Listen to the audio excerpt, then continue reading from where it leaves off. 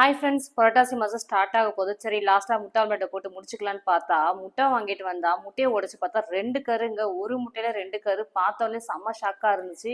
நார்மலாக நம்ம முட்டை வாங்கினா ஒரு முட்டைக்குள்ள ஒரு கரு தாங்க இருக்கும். ஆனால் இந்த முட்டைக்குள்ள பார்த்தா 2 கரு இருந்துச்சு. நமக்கு என்னமோ இன்னைக்கு லக்குன்னு நினைக்கிறேன். ஒரு முட்டைக்குள்ள 2 கரு இருந்துச்சு. 2 முட்டை சாப்பிட்டாலும் ஒரு முட்டை சாப்பிட்டுமே சாட்டிஸ்ஃபைடு இருக்கும். சரி, சாப்பிடலாம்னு சொல்லிட்டு நானும் பெப்பர் சால்ட் எல்லாமே போட்டு ரெடி பண்ணிட்டேன். ஃபர்ஸ்ட் டைம் ஒரு முட்டைக்குள்ள 2 கருவை நான் இப்போதான் பார்க்குறேன். இந்த மாதிரி நீங்களும் ஒரு முட்டைக்குள்ள 2 கரு எங்கேயாவது பார்த்துருக்கீங்களா? பார்த்துருந்தீங்கன்னா கமெண்ட்ல சொல்லுங்க.